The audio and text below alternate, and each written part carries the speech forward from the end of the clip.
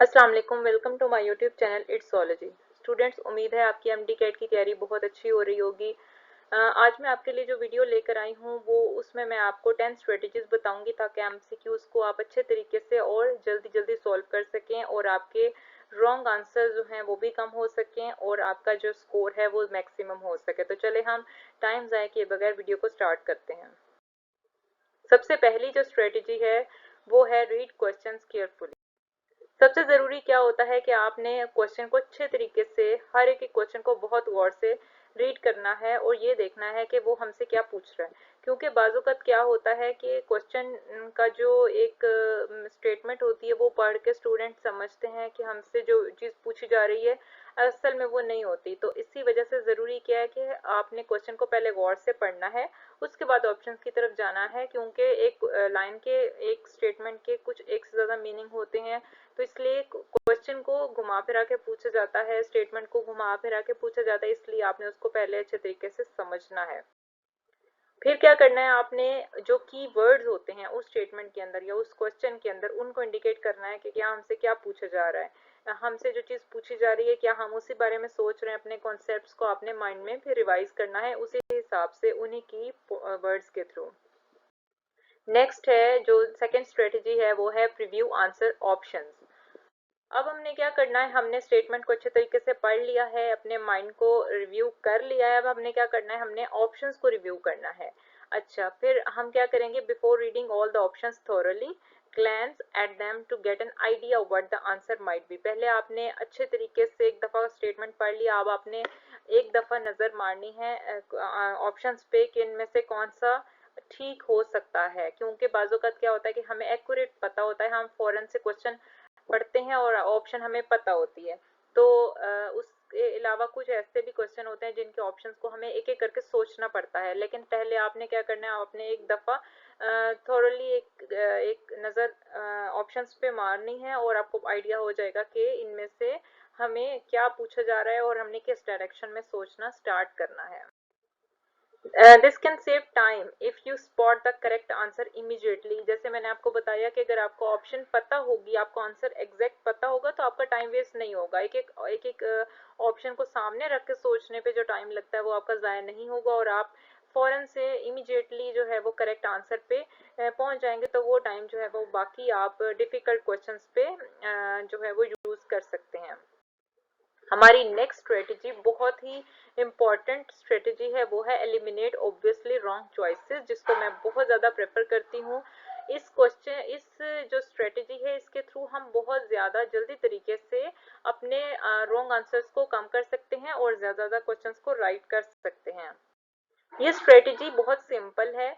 इसमें हमने क्या करना है, as you read the options eliminate any that are clearly incorrect, this narrows down your choices. इसमें आपने करना क्या है, ये इस तरह से है कि आपने क्वेश्चन को अच्छे तरीके से पढ़ा है, आपको समझ आ गई, आपने एक ग्लैंस जो है वो भी दे दिया है अपने ऑप्शंस पे। अब आपने क्या करना है, आपको अभी एग्जैक्ट राइट आंसर नहीं पता, फिर आपने क्या करना है, आपने एक एक करके ऑप्शंस को देखते जाना है और जो राइट ऑप्शन है उसके बारे में नहीं सोचना। आपने ये देखना है कि ये जो ऑप्शन है ये तो हो ही नहीं सकता, बिल्कुल नहीं हो सकता, क्योंकि इस वजह से नहीं हो सकता। नेक्स्ट नेक्स्ट जब आपको लगेगा ना कि दो तो बिल्कुल नहीं हो सकते, तो आपका जो माइंड है वो क्लियर 50-50 हो जाएगा। पहले जो आपका माइंड जो था वो 10-20-30 था, वो 50-50 हो जाएगा। दो के बारे में आपने नहीं सोचना, दो के बारे में आपने अगर सोचना है तो उनमें से फिर आपको जो ज्यादा सही लगेगा वो या ज्यादा गलत लगेगा वो आप माइनस कर देंगे। तो इसमें क्या होता है कि हम सही सही के बारे में सोचते हैं तो कंफ्यूज होते हैं। पहले आप ये क्लियर कर लें कि कौन से हो ही नहीं सकते, तो उससे हमारा जो कंफ्यूजन का जो लेवल है वो कम हो जाता है। तो आप ज़रूर इसको हर उस क्वेश्चन में ज़रूर अप्लाई किया करें जिसमें आपको एक या दो ऑप्शंस में डाउट होता है, कंफ्यूजन होती है। फोर्थ स्ट्रेटेजी है ट्रस्ट योर इनिशियल इंस्टिंक्ट। तो ये बहुत इंपॉर्टेंट स्ट्रेटेजी है। जब तक आप अपने इंस्टिंक्ट पे बिलीव नहीं करते, ट्रस्ट नहीं करते, तब तक एमसीक्यू टाइप के पेपर को सॉल्व करना बहुत मुश्किल होता है। If you have a strong initial gut feeling about an answer, trust it. अगर आपको लगता है कि जो आप सोचते हैं वैसा ही आंसर है, क्योंकि आपका कॉन्सेप्ट क्लियर है, तो फिर आपको उस पर यकीन भी होना चाहिए। Research shows that your first instinct is often correct. जो आपको कहते हैं ना कि छठी हिस्स होती है, जो आपको पहली दफा लगता है कि ऐसा होगा, वो सही होता है, क्योंकि वो आपकी मेमोरी होती है, शॉर्ट टर्म मेमोरी होती है, जो कि आपने लास्ट टाइम पे पढ़ा होता है, सारा कुछ वो उसमें आ रहा होता है। तो इसीलिए अपने फर्स्ट इंस्टिंक्ट पे बहुत ज्यादा बिलीव करना चाहिए। जो हमारा फिफ्थ स्ट्रेटेजी है वो है use the process of elimination. ये बिल्कुल वैसी ही स्ट्रेटेजी है कि हमने एलिमिनेशन वाला जो पहले पढ़ा था उसमें हमने यूज किया था। इफ यू आर अनश्योर, लेकिन इसमें ये होता है कि अगर हमें किसी क्वेश्चन पे हमें अनश्योर हैं, systematically eliminate choices that are unlikely to be correct, this increases the probability of selecting the right। तकरीबन ये स्ट्रेटेजी जो है उसी स्ट्रेटेजी से मिलती जुलती है जिसमें हम जो है वो अगर हमें यकीन नहीं होता कि ये ठीक होगा, तो हम उन चॉइसेस को एलिमिनेट कर देते हैं और उससे हमें करेक्ट आंसर जो है वो मिल जाता है। ये क्या होता है, हमारे राइट आंसर की प्रोबेबिलिटी को बढ़ा देता है। तो इसलिए ये तकरीबन वही स्ट्रेटेजी है यूज करने में लेकिन उसमें क्या था, उसमें ये था कि हमने क्वेश्चन को पढ़ के अच्छे तरीके से उसके ऑप्शंस में से देखना है कि ये वाले जो आंसर है ये बिल्कुल हो ही नहीं सकते, लेकिन अभी हमें यकीन नहीं है कि क्या हो सकते हैं कि क्या नहीं हो सकते। तो फिर हम क्या करेंगे, हम उसमें उन चॉइसेस को एलिमिनेट करेंगे कि वो तकरीबन ठीक होने, अब हमें नहीं पता कि वो ठीक है या नहीं है, लेकिन हमें उनका पता नहीं है, तो हम उनको माइनस कर देंगे, क्योंकि जिसका आपको नहीं पता फिर आपको जिसका पता है आप उसी में से करेक्ट कर सकते हैं ना। तो इसी वजह से फिर जिनका आपको बिल्कुल नहीं पता होता हम आप उसको एलिमिनेट कर देते हैं। ठीक है। नेक्स्ट है strategy number 6, don't spend too much time. अब हमें क्यों कहा जाता है कि आपने ज्यादा टाइम नहीं लगाना, don't spend too much time? क्यों? क्योंकि if you are stuck on a question, don't well on its to for too long. अगर आप किसी क्वेश्चन में फंस गए हैं, आपको नहीं हो रहा, तो बेहतर है कि आप उसमें से बाहर निकल आए, बजाय इसके कि आप उस पर ज्यादा सारा टाइम अपना जो है वो अपना वेस्ट कर दें उन क्वेश्चंस को यूटिलाइज किए बगैर, जो कि आपको बहुत अच्छे तरीके से आते हैं। बेस्ट अपना गैस लगाएं। जो बेस्ट गैस होता है स्टूडेंट्स, वो हमेशा 80% होता है। उससे ऊपर तो एक्यूरेट होता है और उससे नीचे जो है वो 80% से नीचे वाला जो है वो बेस्ट गैस नहीं होता। अगर आपका बेस्ट गैस 80% है तो फिर आप उसको लगाएं और मूव ऑन कर जाएं। You can return it to later if time allows. और जाहिर सी बात है, अगर आप उस पर मूव ऑन करेंगे तो फिर आप बाद में उसको जो है वो अच्छे तरीके से, अगर आपके पास टाइम होगा तो आप उसको टाइम दे सकते हैं। सेवंथ स्ट्रेटेजी हमारी है मैनेज योर टाइम वाइजली। इस तरह की या कोई भी एग्जाम में हमें चाहिए होता है कि हम अपने टाइम को बहुत अच्छे तरीके से यूटिलाइज करें। एमसीक्यूज वाला जो पेपर होता है उसमें बहुत ज़रूरी होता है, क्योंकि एमसीक्यूज पे एक एक एमसीक्यूज पे टाइम कैलकुलेट करना मुश्किल हो जाता है कि किसी पे ज़्यादा लगता है तो किसी पे कम। इसीलिए हमने बहुत अच्छे तरीके से उसको मैनेज करना होता है। Allocate a specific amount of time to each question. उसके लिए ज़रूरी है कि हम एलोकेट कर दें अपना एक स्पेसिफिक टाइम, कि हमने एक एक एमसीक्यू पे कितना टाइम देना है।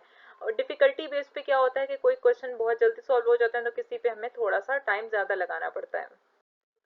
Stick to your time limits to ensure you have enough time for all the question. अगर आप उस तरीके से चलेंगे कि अगर आप किसी क्वेश्चन पे स्टक हो गए हैं तो मूव ऑन कर जाएं और बाद में उसको टाइम दें, तो ये इस तरीके से जो है वो आप अच्छे तरीके से अपने तमाम क्वेश्चंस को अपने कैलकुलेटेड टाइम के अकॉर्डिंग सॉल्व कर सकते हैं। 8 हमारी स्ट्रेटेजी है flag questions for the review of if unsure. आपने क्या करना है, आपको जो क्वेश्चन नहीं आते आपने उनको रिव्यू करने के लिए फ्लैग कर लेना है माइंड में, क्योंकि ज़्यादा मार्क करने की इजाज़त नहीं होती। तो आपने क्या करना है, आपने उनको माइंड में फ्लैग कर लेना। Most exam allows you to mark questions for review. कुछ अलाउ करते हैं लेकिन ज़्यादातर जो है वो नहीं करते।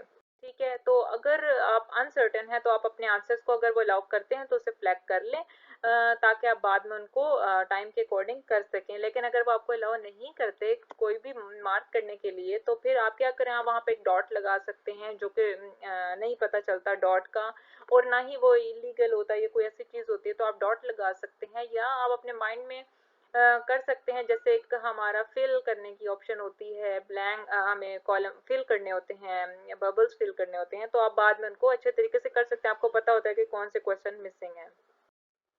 9 जो है स्ट्रेटेजी है स्टे काम एंड कंपोज। ये बहुत इंपॉर्टेंट स्ट्रेटेजी है जो कि हर स्टूडेंट को फॉलो करनी चाहिए। इसमें क्या होता है कि हमें अपने अपने आप कंपोजर को मेंटेन करना होता है, अपने आप को काम रखना होता है। हर क्वेश्चन जो है वो इम्पोर्टेंट होता है, इसीलिए ज़्यादा अपनी जो है वो स्ट्रेस लेवल को नहीं बढ़ाना चाहिए एक क्वेश्चन के लिए, ताकि आप बाकी जो है वो अपना जो है वो कंपोज रहें और बाकी पे जो है फोकस कायम रहे। 10th है बैलेंस स्पीड विद एक्यूरेसी। सबसे हमें याद रखना चाहिए कि स्पीड जो है वो बहुत ज़्यादा इम्पोर्टेंट है और क्रूशियल है। जो स्पीड होती है वो बहुत ज़्यादा ज़रूरी होती है, लेकिन उसके साथ एक्यूरेसी भी बहुत ज़्यादा ज़रूरी होती है। तो उसके लिए ज़रूरी है कि अपने टाइम को बैलेंस करें, अपनी स्पीड को बैलेंस करें अपनी एक्यूरेसी के साथ। बहुत ज़्यादा रश ना करें, पैनिक ना करें, और कि जिसकी वजह से केयरलेस मिस्टेक्स होती हैं। इसके अलावा बैलेंस और स्पीड एक्यूरेसी जो है वो हर तरह के पेपर के लिए बहुत ज़्यादा ज़रूरी होती है। Good luck students for your exam. अगर आपको कोई क्वेश्चन हो तो आप प्लीज़ मुझसे पूछ सकते हैं, और अगर आपको वीडियो पसंद आई है तो इसे लाइक, शेयर और सब्सक्राइब ज़रूर करें। Thank you so much.